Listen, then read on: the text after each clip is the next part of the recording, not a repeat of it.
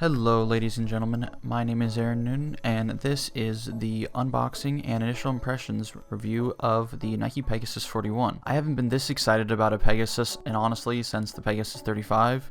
And the Pegasus 35 Turbo that came out around the same time. This one has had a lot of different changes. Some are things we've seen previously, and some are things that are completely new, especially the Pegasus line itself, which is intended to be just the general person's shoe, which I'm glad to see because I have loved these shoes for a long time. And this is the first Pegasus to have a full-length ReactX midsole. ReactX Foam is a more sustainable type of foam. Their number that they tout all over is the 43% in terms of what their suggested carbon footprint reduction is in the manufacturing process, which I definitely love to see. This is good for me because sustainability obviously comes at a pretty high priority for me, but other recycled shoes and sustainable shoes that Nike has made in the past that I have purchased, I've been burnt from, like the Nike Pegasus Turbo Next Nature and the Space Hippies. Of course, I know the Space Hippies aren't running shoes, but I'm saying in terms of these shoes aren't as comfortable as you would think they would be, especially the Turbos when they use the Turbo name to do that. But some of the stats for the Pegs, the Pegasus has a 10mm drop, which we love to see. It weighs in about 10.4 ounces for a men's size 10. There is about 37mm of cushion in the heel, and then so it's about 27mm in the forefoot. And something that I immediately compare this to all day is the Nike Infinity Run 4, considering it also has the Nike ReactX Foam. But something that does differentiate it from the Nike Infinity Run 4 is the Zoom Air units in the forefoot and heel, which is something that definitely surprised me. I personally can't feel them in the initial few runs that I've already had since buying these shoes, especially compared to previous Pegasus shoes or even Vomeros where they'll put a Zoom Air unit in the forefoot.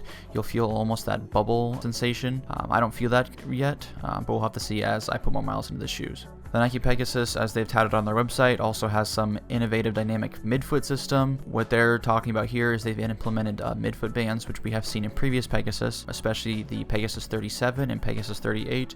They went from flywire to a midfoot band, which is the same thing that had happened here. I personally can vouch for the breathability of these shoes. As you've heard in previous videos with the Nike Vomeros, I didn't think those were very breathable, especially from the start. They still aren't the most breathable, but putting these shoes on, I could immediately feel the breeze in my forefoot, which I definitely love.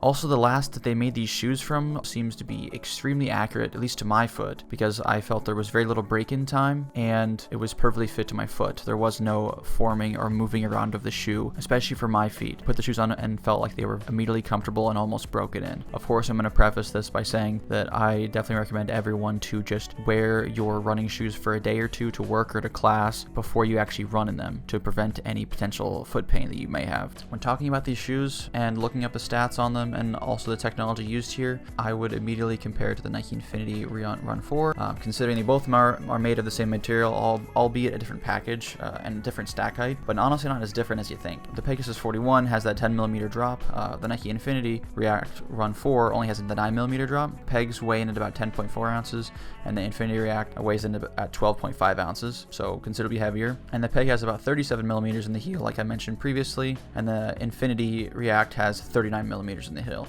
So you can consider the Nike Pegasus 41s are only $20 cheaper than the Infinity React. You don't get that much more out of it. You get considerably more weight and only 2 more millimeters of cushion in the heel. So I would recommend this over that shoe personally, even for middle distance or longer runs. This shoe feels like it can be the best of both worlds, which is the idea of the Pegasus, is to be good at everything. Thank you all so much for watching my initial impressions and unboxing of the Nike Pegasus 41. I will make a follow-on video at about 50 to 100 miles after running in the shoes to give a more refined opinion. Overall, I'm excited with what I'm already seeing and feeling with the Nike Pegasus 41s, and I am anticipating many more happy miles.